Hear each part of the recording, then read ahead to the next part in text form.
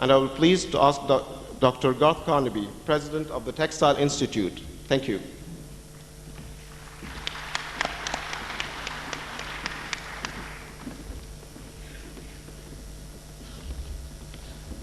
Thank you, Mr. Habibi. His Excellency Dr. Ali Al-Saidi,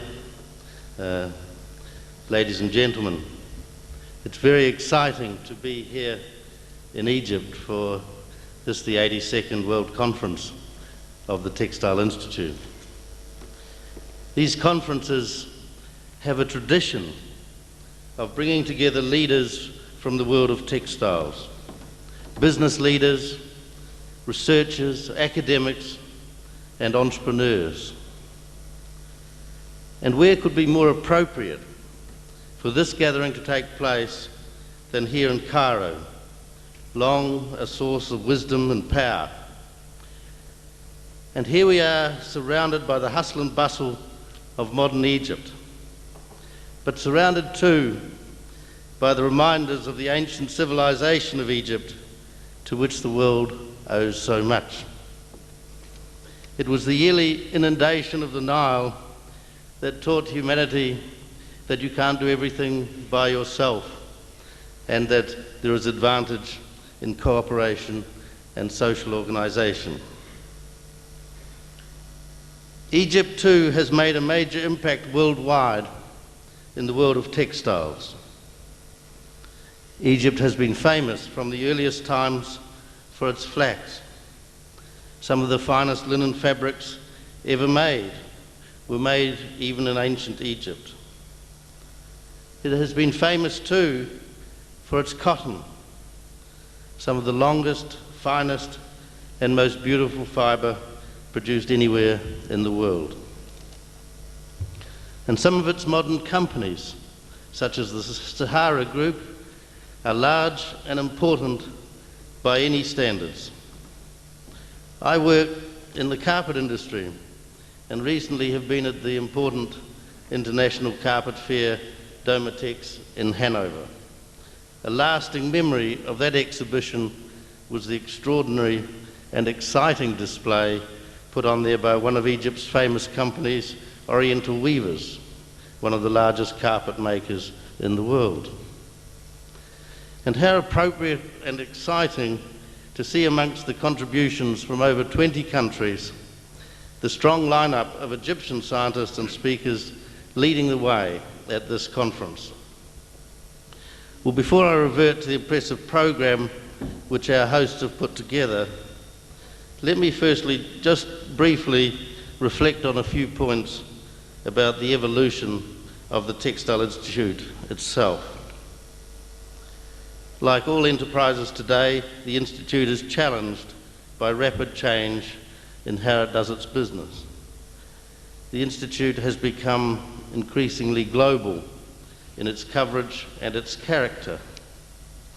We are very pleased to see the emergence of an Egyptian section. Membership is open to people anywhere who see their future as being intimately connected to textiles, clothing or footwear. Meetings like this are an important part of what the Institute does, since they provide a forum at which we can meet and exchange ideas and uncover business opportunities. But really this is just the tip of the iceberg. I see the Institute as providing a framework within which we can all develop our professional careers. Of course, you can nowadays earn a qualification in textiles by doing a degree at the university. But a degree is quite different to the professional framework provided by the Institute. A degree is just the first rung of the ladder and a starting point for participation in the Institute. The Institute provides something else. It provides a structure within which you can continue to develop your professional skills, qualifications and status after you have left the university. Of course, many of us go into employment on leaving university, and companies too very often can provide a career path for you. But again, this is different to what the Institute offers. The support you get from the Institute does not come from the university or from your employer. It comes from your peers. And that is why it's so precious. The regard of your peers is not something which can be bought. It comes from respect and recognition freely given as you develop your own expertise. One of the unique responsibilities of the President is the charge delivered by the President to all newly elected professional members. And the charge is that they commit themselves to maintaining the dignity and responsibilities, the continuing self-education, and the maintenance of professional ethics expected in professional life.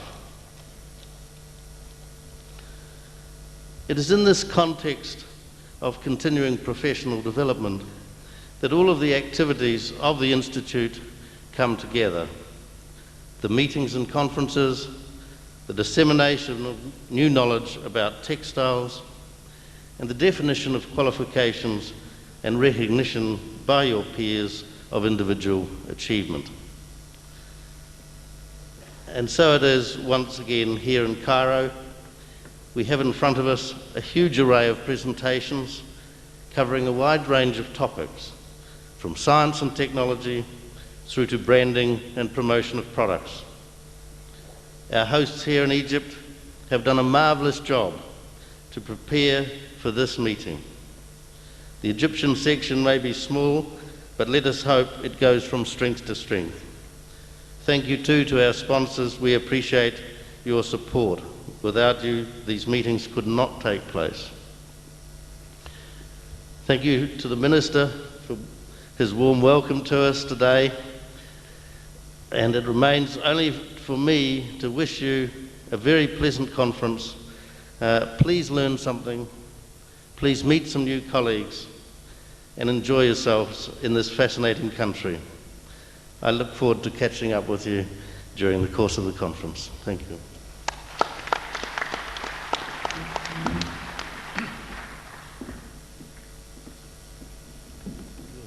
Thank you, Dr. Garth.